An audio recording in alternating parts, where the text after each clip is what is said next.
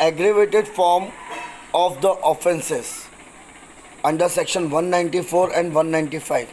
Aggravated form of which offences?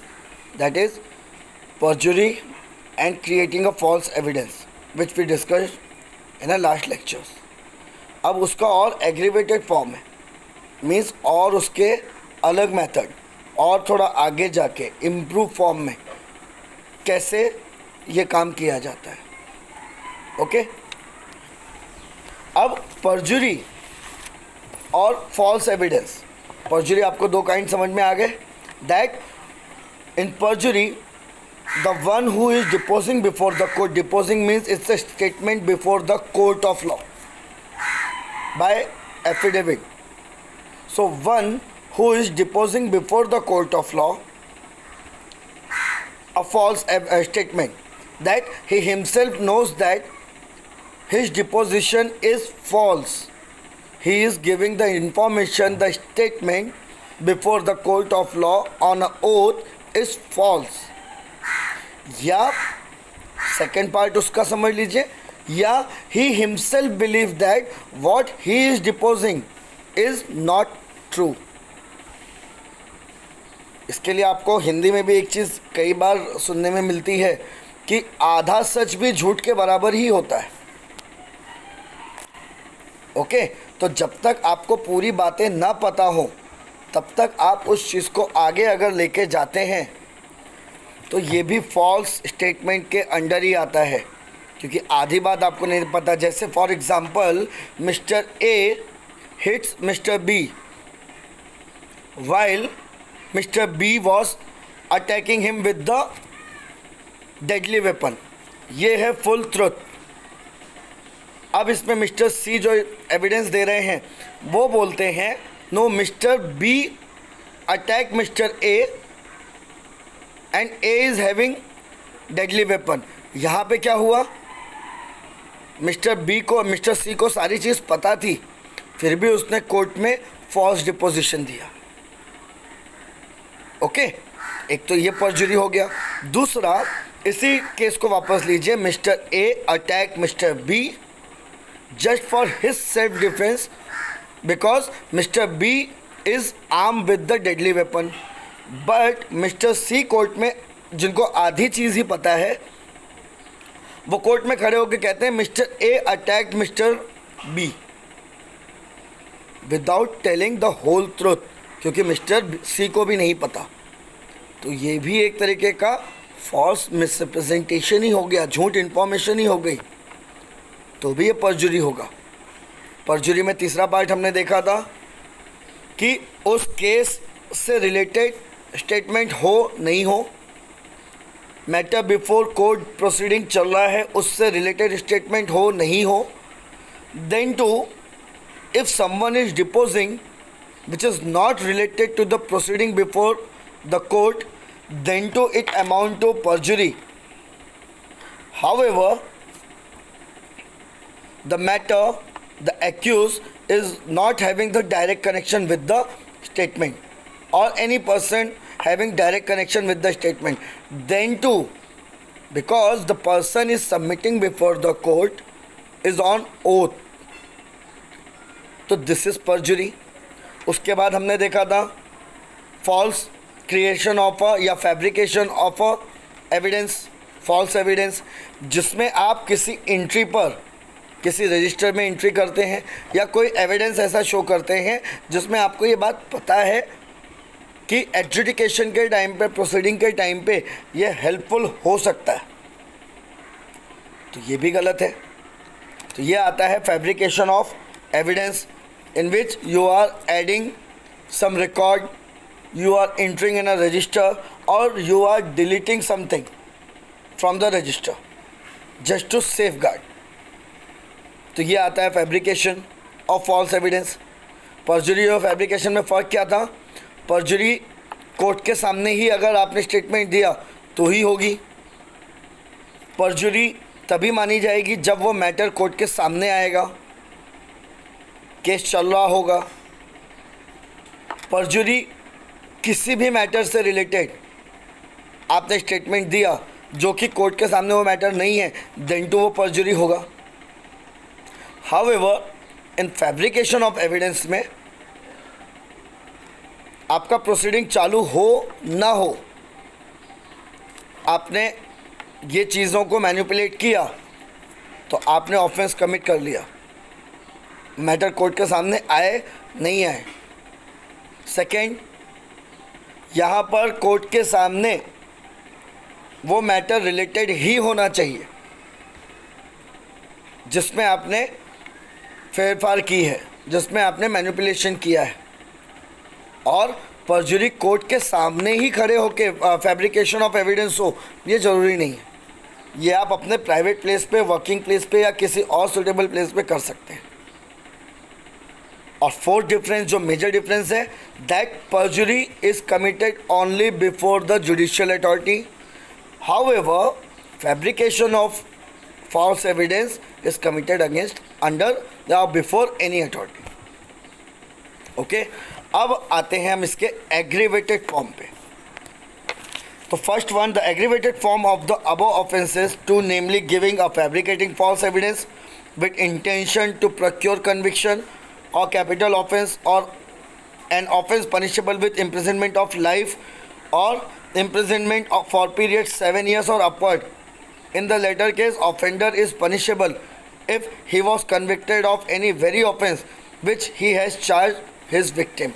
Means आपने ये fabrication of document खड़ा किया जिसकी वजह से किसी को conviction हुआ या किसी के conviction को आपने बचाने की कोशिश की, जिसकी minimum imprisonment की लिमिट है 7 years, तो आप भी उसी के बराबर liable होंगे punishment के लिए, because you are committing the same crime by hiding or by procuring the conviction.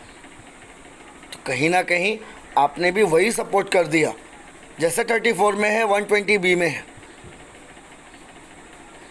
कहीं ना कहीं आपने सपोर्ट दिया। तो ये आपका हो गया एक्सटेंडेड फॉर्म में। अब उसके बाद आता है new, that Section 195A, that is a threatening of any person to give false evidence. आप किसी को धमकाते हैं, किसी को धमकी देते हैं कि मेरे लिए गवाही दो कोर्ट में, तो ये थ्रेटनिंग ऑफ एविडेंस होगा, क्योंकि एविडेंस जो भी कोर्ट के सामने आता है वो must be a free will होना चाहिए। फ्री विल नहीं है अगर स्टेटमेंट देने में, तो वो फॉल्स एविडेंस माना जा सकता है। ओके, सो एविडेंस अगर कोई देने आ रहा है और आपने उसको थ्रेटनिंग किया कि फॉल्स एविडेंस दो, धमकाया आपने, तो उसके लिए अंडर सेक्शन 195 प्रोसीजर्स हैं। That it is well known that criminal often threaten witness to give evidence in his favor so that the trial end up with their acquittal. आपने भी ये चीज़ देखी है और इसका एक लैग भी है हमारे यहाँ कि अपने कंट्री में विटनेस प्रोटेक्शन प्रोग्राम नहीं है, जिसकी वजह से कई बार विटनेसेस अनसिक्योर होते हैं। आशाराम बापू केसेस में आपने देखा है, one of the best case, जहाँ पे विटनेस को डेथ अटेम्प्ट भी हुआ और उनको मारा भी गया। तो ऐसी थ्रेटनिंग देना या ऐसा कमिट अगर आपने कुछ किया क्राइम, तो वो क्यों किया जाता है? Just to save them from a conviction, acquittal मिले, क्योंकि कोर्ट ऑफ लॉ एक ही चीज़ पे चलता है, एविडेंस। और अगर एविडेंस कोर्ट के सामने नहीं आते तो आपको ईजिली छोड़ा जाएगा।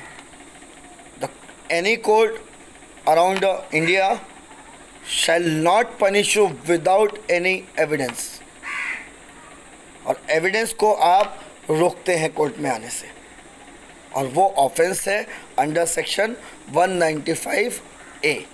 The section 195A inserted into IPC by Criminal Law Amendment Act 2005 which came into force 12th of April 2006. ये नया सेक्शन, जब जो मेन आईपीसी है उसमें ये सेक्शन नहीं था, ये सेक्शन जोड़ा गया जैसे मॉडर्नाइजेशन के क्राइम होते गए। जब ये रेशो बढ़ने लगा विटनेस को तंग करने का, तो ये सेक्शंस जोड़े गए in the year of 2005, the amendment, criminal law amendment, और उसकी came into force from 12th of April 2006.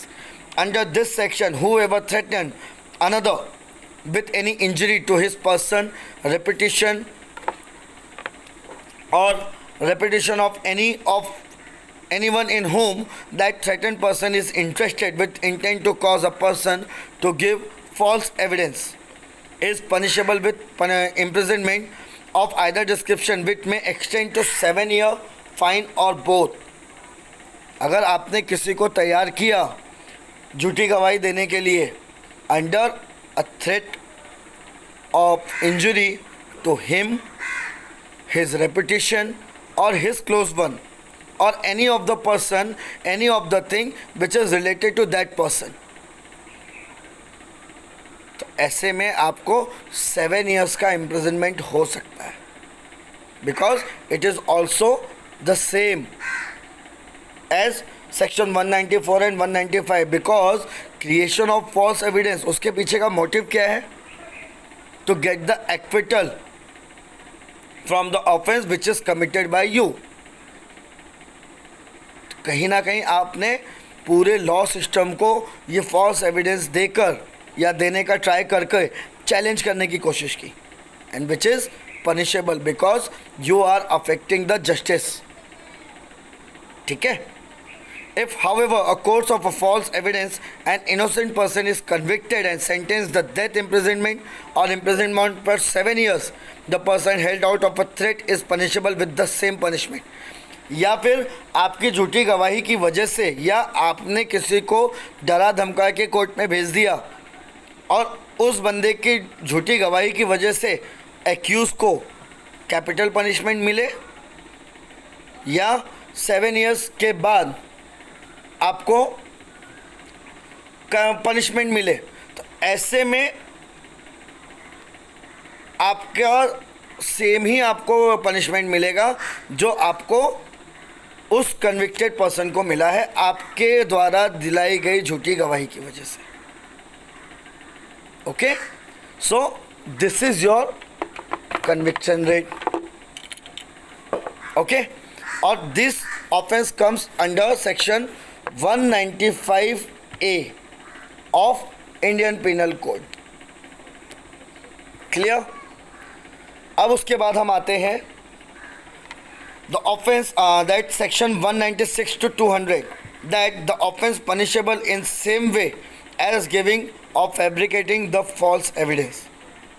Means अगर आपने झूठी गवाही दी, फैब्रिकेट किया, तो आपको सेम पनिशमेंट मिलता है. क्या क्या मिलता है? That the following 5 offences are punishable in the same manner as giving false evidence, using as a genuine evidence known to be false or fabricated is punishable in the same way as giving false evidence. Means एक आपने evidence को fabricate किया तो उसके लिए आपने सज़ा देख ली, लेकिन किसी और ने तैयार करके दिया है और आपको पता है कि आप ये जो पनिशमेंट, आप ये जो एविडेंस यूज़ कर रहे हैं ये फॉल्स है, then too you are using before the court of law, then it is punishable under section 196.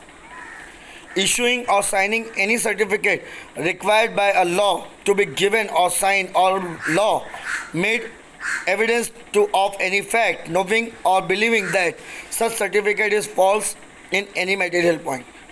Mental certificate अक्सर डॉक्टर्स इशू कर देते हैं, फिटनेस सर्टिफिकेट इशू कर देते हैं, और कई बार वो चीज़ फॉल्स निकल आती है, फैब्रिकेटिंग निकलती है.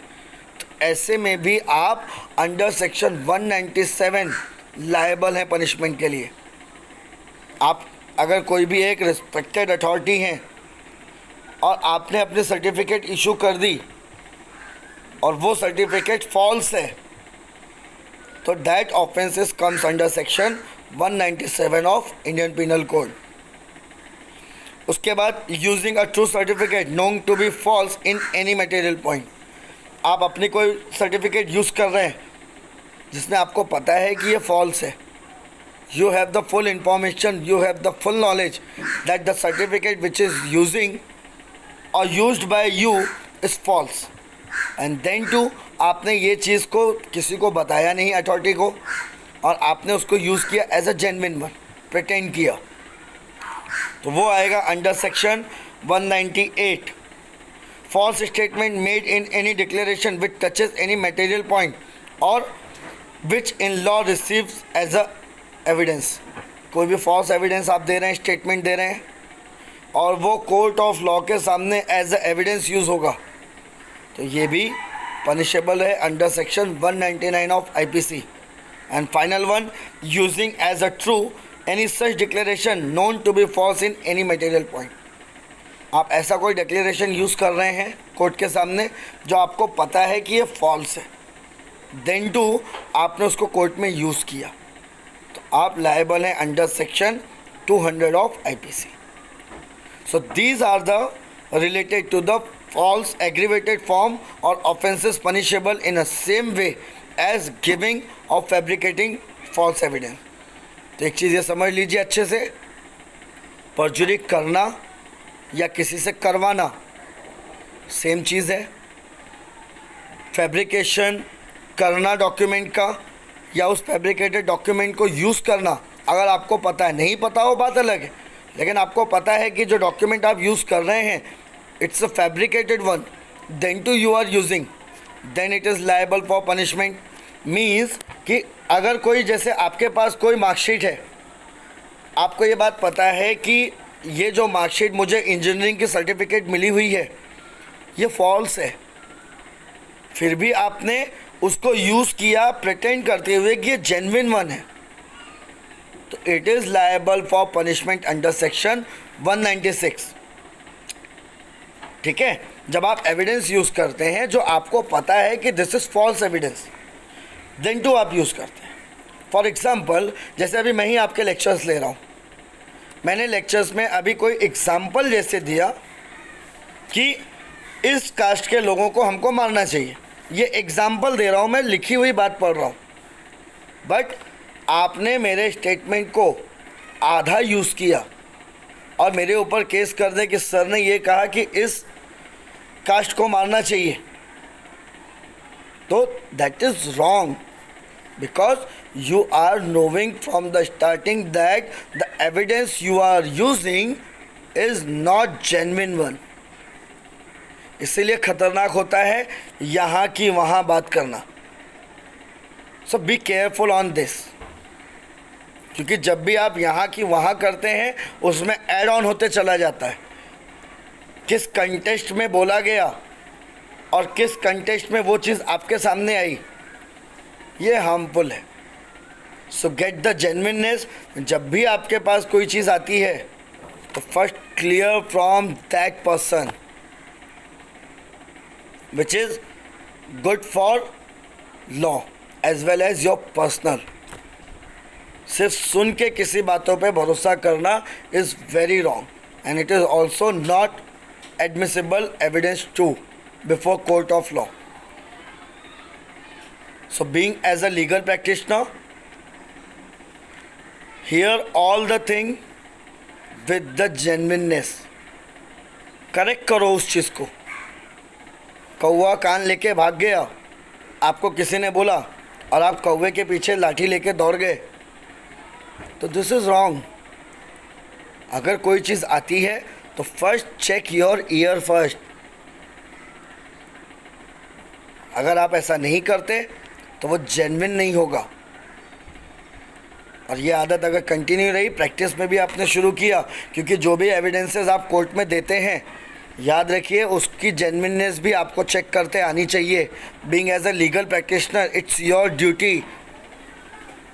क्लाइंट ने दे दिया है और आपने उसको यूज़ कर लिया, ऐसा नहीं होना चाहिए कभी भी. आपको भी उसकी जेन्युइननेस चेक करते आनी चाहिए, because you are a officer of the court. तो ये आदत अभी से डालिए. इवन डॉक्यूमेंट्स टू, बुक में लिखा है तो क्या वो बुक सही थी, क्या उसकी कोई 2 कॉपी तो नहीं बनी हुई है. कोई एविडेंसेस आपके सामने आए, वीडियो रिकॉर्डिंग है, कॉल रिकॉर्डिंग है, तो क्या वो कॉपी पेस्ट है, क्या कट पेस्ट है, क्या इसकी जेन्युइननेस जानिए. और उसके बाद ही उसको कोर्ट में प्रोड्यूस करिए. Okay, so be careful on these things. उसके बाद आते हैं कॉजिंग डिसअपीयरेंस ऑफ एविडेंस और गिविंग फॉल्स इंफॉर्मेशन. आप एविडेंस, जो सबूत मिटाने का काम करते हैं या फॉल्स इंफॉर्मेशन देते हैं, it is punishable under section 201 to 204 if a person with intention of screening the offender from a legal punishment, the cause disappearance of evidence of an offense. Mister A mister B के घर पे गए, दरवाज़ा खुला था, mister A अंदर घुस गए, देखा कि मिस्टर बी ने अपनी वाइफ का मर्डर कर दिया. अब गहरी दोस्ती है, हेल्प करने के लिए उन्होंने मिस्टर बी की सारी जो एविडेंसेस थे उनके खिलाफ उसको डिसअपीयर करने में मदद की. जो ऑफेंस हुआ है उसके सारे एविडेंसेस को डिसअपीयर करने में मदद की. और give any information which he knows or believe to be false. Means जब पुलिस इन्वेस्टिगेशन के लिए आती है तो बोलते हैं नहीं मिस्टर ए तो घर पे ही नहीं थे, जो कि मिस्टर बी को पता है कि ही इज़ टेलिंग अ लाई.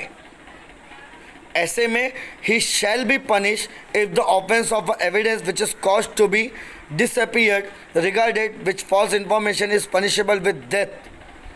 क्योंकि मर्डर किया है, अगर जेन्युइन स्टेटमेंट देते तो मिस्टर बी को कैपिटल या इम्प्रिजनमेंट ऑफ लाइफ हो सकती थी. ऐसे में अगर false information disappearance of evidence किया या फॉल्स इंफॉर्मेशन दिया है तो मिस्टर ए को 7 साल की सज़ा होगी और फाइन भी होगा. If such offence is punishable with imprisonment of life, the maximum imprisonment is 3 years. तो किसी भी ऑफेंस को डिसअपीयर करने में, उसके एविडेंस को डिसअपीयर करने में, अगर वो ऑफेंस कैपिटल पनिशमेंट के लिए है तो जो डिसअपीयर कर रहा है ये सारे एविडेंसेस, उसको 7 साल की सज़ा होगी. अगर जिस एविडेंस को डिसअपीयर कर रहा है, जिस ऑफेंस को, उसकी इम्प्रिजनमेंट लाइफ की है तो ये एविडेंस मिटाने वाले को 3 साल की सज़ा होगी. और अगर 10 साल के नीचे का पनिशमेंट है तो आपको 1/4 ऑफ लॉन्गेस्ट टर्म.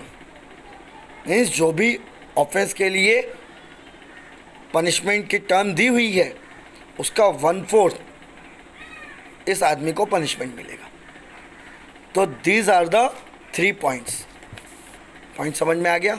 फिर से रिपीट कर दे रहा हूँ कि अगर आप कोई भी एविडेंस को डिसअपीयर करते हैं just to save the accuse from conviction, तो it is an offence. If you are giving a false information, then also it is an offense to save the accused. Okay, अब to save the accused from the capital punishment, जो offense ऐसा है जो capital punishment जिसमें मिल सकती थी, और अगर वो चीज़ कोर्ट के सामने आती है कि नहीं आपने इस एविडेंस को डिसअपीयर किया या फॉल्स इंफॉर्मेशन दी, ऐसे में आपको 7 साल की सज़ा होगी. ये हो गया एक पॉइंट. दूसरा, अगर आपने उस ऑफेंस के एविडेंस को डिसअपीयर किया है जिसमें 14 साल की सज़ा हो सकती थी या इम्प्रिजनमेंट ऑफ लाइफ हो सकता था, तो आपको 3 साल की सज़ा होगी. और तीसरा इसका पार्ट है कि कोई भी सज़ा जो 10 साल या उसके नीचे की है तो उस सज़ा का 1/4 मीन्स 25% इम्प्रिजनमेंट आपको झेलना पड़ेगा. Clear? So these are the punishment of this offences. अब उसके बाद आता है false personation under sections 140, 170 to 171, 205, 229 and 416. False personation को हम इम्पर्सोनेशन भी कहते हैं. जब आप ऐसे आदमी की जगह पे जाके खड़े हो जाते हो या अपने आप को वो रिप्रेजेंट करते हो जो आप हो ही नहीं, उस आदमी की जगह आप खड़े हो गए, तो that comes under the personation of an of that person. क्या है वो? Under this head 7 scattered sections of a code may be mentioned that personation of a soldier, sailor or airman. जब आप खुद को सोल्जर, सेलर या airman show करने की कोशिश करते हैं जो कि आप नहीं हैं, तो that is punishable under section 140। Personation of public servant, आप खुद को पब्लिक सर्वेंट दिखाने की कोशिश करते हैं जो कि आप नहीं हैं, तो you are liable for punishment under section 170। Wearing garb or carrying any token use by public servant, ऐसे में आपको 171 की पनिशमेंट है। पर्सोनेशन एट एन इलेक्शन, आप कैंडिडेट नहीं हैं, देन टू आप अपने आप को कैंडिडेट शो करते हैं, पोलिंग ऑफिसर शो करते हैं, तो you are liable for punishment under section 171। Personation of a juror or assessor, jury member बनने का पर्सोनेशन करते हैं, तो you are liable for section 229। Personation for a purpose of a act of proceeding in a suit or prosecution, आप अपराधी की जगह खुद जाके खड़े हो जाते हैं, पर्सोनेशन कर रहे हैं, जो आदमी वहाँ पे लायबल था उसकी जगह आप खड़े हैं, विटनेस जो वहाँ पे खड़ा होना चाहिए था उसकी जगह आप खड़े हैं, तो ये भी अंडर सेक्शन 205 आता है। और चीटिंग बाय पर्सोनेशन मीन्स आप जब पर्सोनेशन करके चीटिंग करते हैं, किसी को चीट करते हैं जो कि आप वो इंसान नहीं हैं, फिर भी आपने चीट किया अपने आप को वैसा शो करके, तो it is punishable under section 416 of the Indian Penal Code. It is to be remembered that any fraudulent gain or benefit of the offender is not essential element of this offense. Means आपने पर्सोनेशन किया है, उससे आपको कोई profit हो ना हो, आपने किसी को चीट किया हो ना किया हो, then too it amount to a punishable offense. Means आपने आर्मी वाले की ड्रेस पहन ली, उसका आपने कोई मिसयूज़ नहीं किया, आपने कोई भी ऐसा काम नहीं किया जिससे आप कोई गलत फ़ायदा उठा सकें, then too it is the liable for punishment because you wear the dress of that unit which in which you are not a part. आई बात समझ में? उसके बाद आता है abuse of a process of court under section 206 210। क्या है कि लीगल प्रोसीडिंग में आपने कोई भी जानबूझ के वायलेशन किया, that is abuse of a process. यहाँ पे एब्यूज़ का मतलब गाली गलौज कोर्ट में करना नहीं है, exact meaning abuse of a process में दैट जो प्रोसेस आपको मालूम है आपने जानबूझ के कोर्ट की प्रोसीडिंग को तकलीफ़ दी, जानबूझ के कोर्ट की प्रोसीडिंग को मिसलीड करने की कोशिश की, इंटरप्ट किया आपने, ठीक है, या कोर्ट से जानबूझ के आपने फ्रॉडुलेंटली एक्ट करके कोर्ट से ऑर्डर पास करा लिया, that is the abuse of a process of court of law and it is punishable under section 206 to 210। क्या क्या है? Fraudulent claim to or removal or concealment of a property to prevent its seizure as a forfeiture or in execution of decree. Suppose in civil matter आप कोई case हार गए,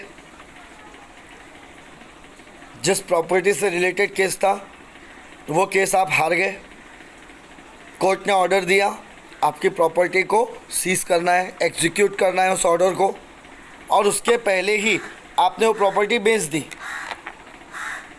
तो it's a abuse of a process of law,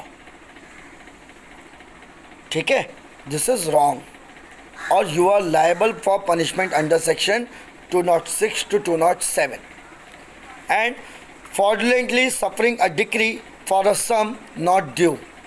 suppose आपको order pass हुआ कि आपको 2 लाख रुपए मिलने वाले डिफेंडेंट से, डिफेंडेंट ने आपको 2 लाख रुपए दे भी दिए, कैश दिए, and then too you are trying to execute this decree कि नहीं मुझे तो 2 लाख लेने हैं, तो you are liable for punishment under section 208।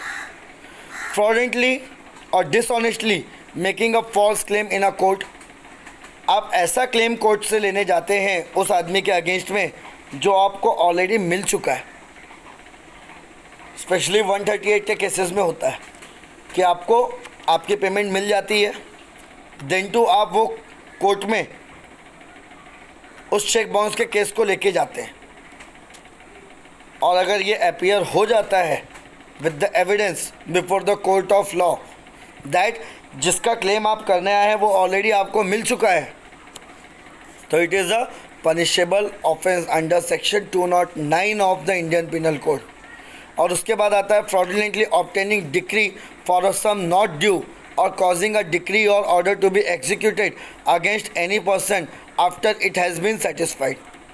आप ऐसी चीज़ के लिए डिक्री फाइल करते हैं और डिक्री ले लेते हैं जिसका क्लेम आपको ऑलरेडी मिल चुका था। ऐसे में भी you are liable for punishment under section 210 of IPC. अब उसके बाद आता है false charge of an offence, section 211। This is the fifth kind of offence against the public justice is that a making a false criminal charge against the innocent person with dishonest intention. आप उस बंदे को prosecute करना चाहते हैं जिसने वो काम किया ही नहीं है।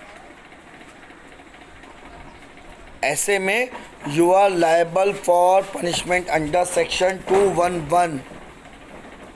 ये चीज़ याद रखिए कि आप ऐसे ऑफेंस के लिए उसको एलिगेशन लगा रहे हैं, उसको चार्ज कर रहे हैं जो उसने किया ही नहीं, जिसका उससे लेना देना ही नहीं था। देन टू आपने वो चार्जेस लगाए तो you are liable for punishment under section 211।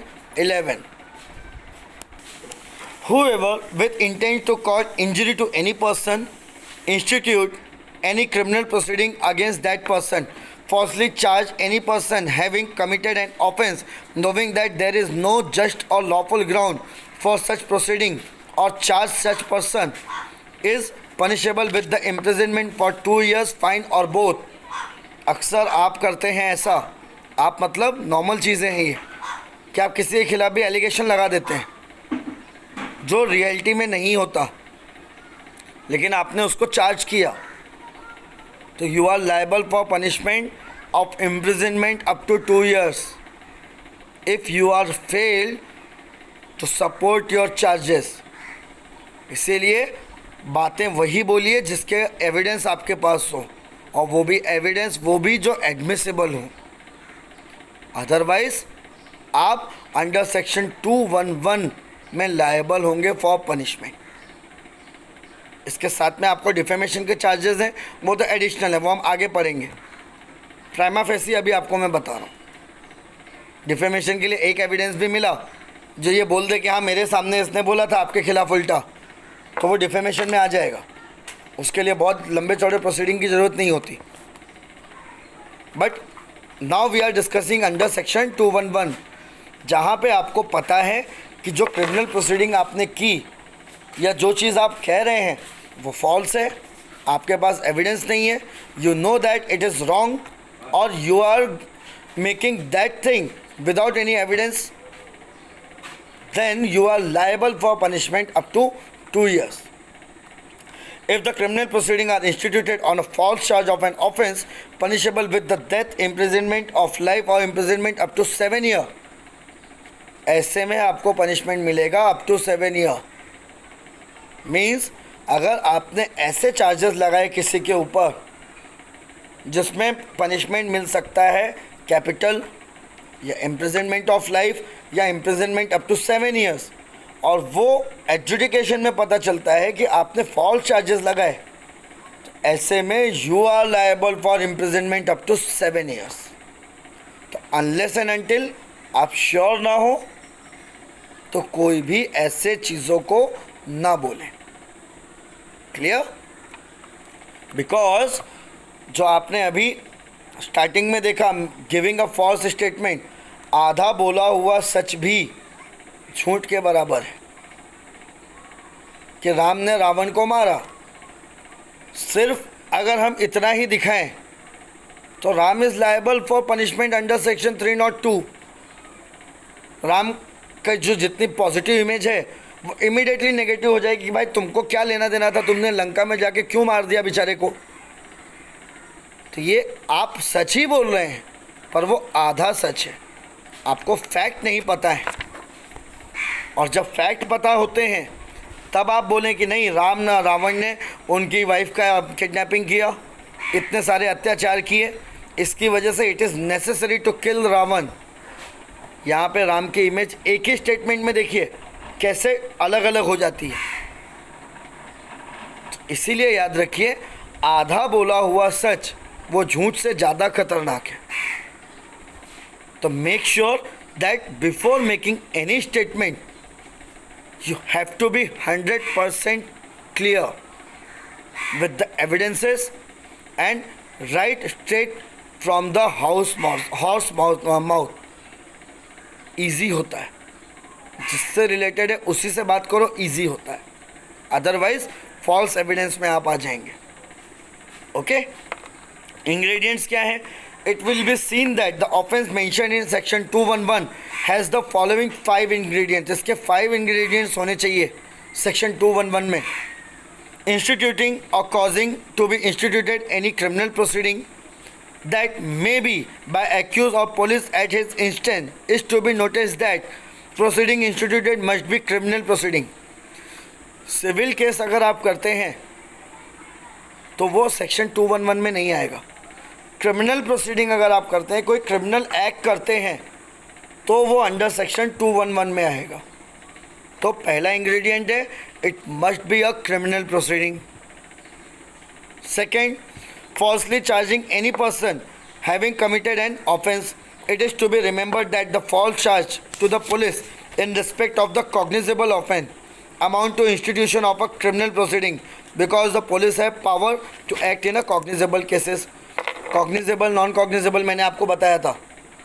Again I am repeating, the cognizable cases are those cases in which the police may detain you without any warrant and permission from the court।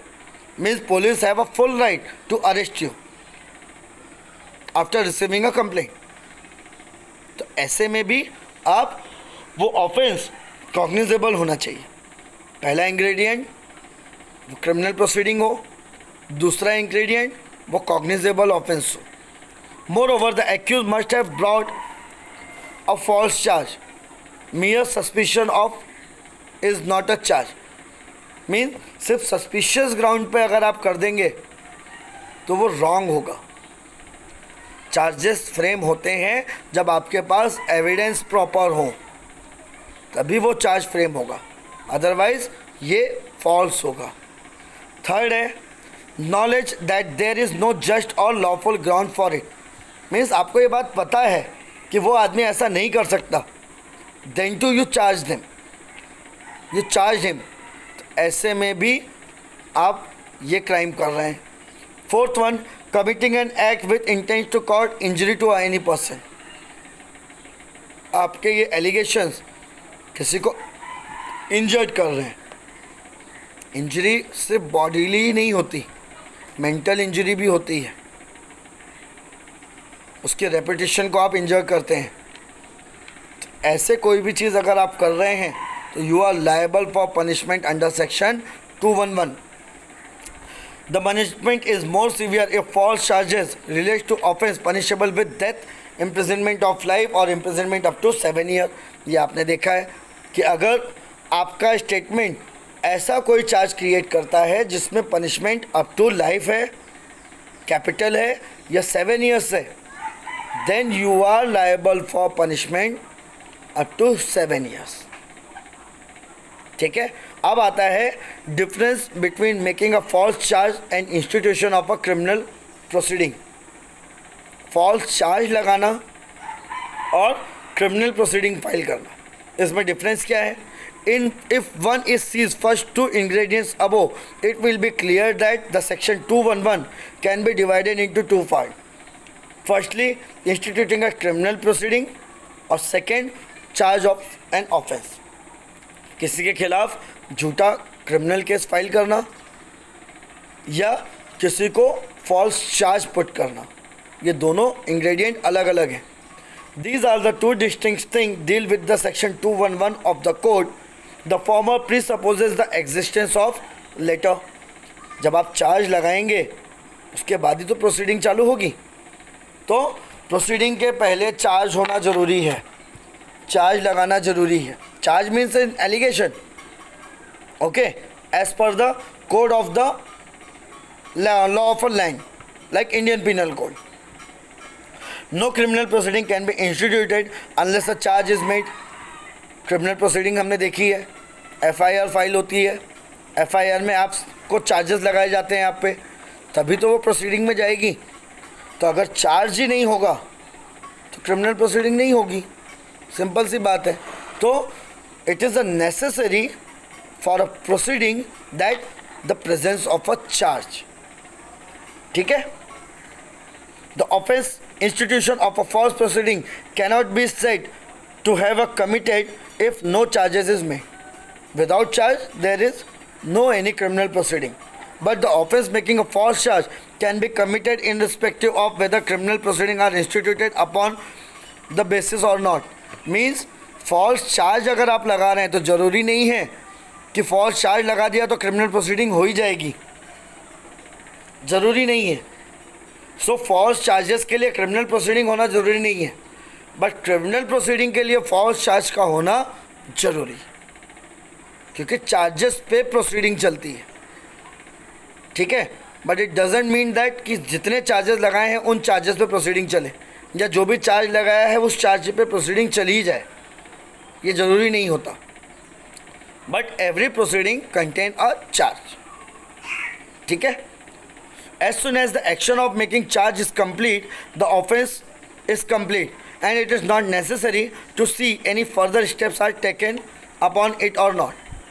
Same चीज़ है कि charge लगा दिया, भले वो proceeding चले ना चले, you have completed the offence. आपने कुछ बातें बोल दी किसी के खिलाफ, अब भले उस पर एक्शन हो ना हो, बाद में निकल आए कि नहीं नहीं वो तो सही था, आपने झूठ बोला. आपने झूठ बोला, वो चार्ज आपने लगा दिया, सामने वाले को हार्म हो ना हो, you are liable for punishment. ठीक है. But in a institution of criminal proceeding it is necessary to see that first charge is made. Criminal proceeding में लेकिन आपको चार्ज पहले मेड करना पड़ेगा, चार्ज आपको पहले शो करना पड़ेगा. अगर आप पहले चार्ज शो कर देते हैं then it's okay. Unless and until this has been done, it cannot be said that there is an institution of a criminal proceeding. Charge नहीं होगा तो कोई क्रिमिनल प्रोसीडिंग नहीं. Moreover, it is possible to make a false charge without instituting criminal proceeding, but it is not possible to institute criminal proceeding without first making a charge. Again वही चीज़ same है कि criminal proceeding तभी होगी जब charge होगा. Okay, so our topic about the false charge and offense is ended here. We'll further discuss on another offenses on very next lecture.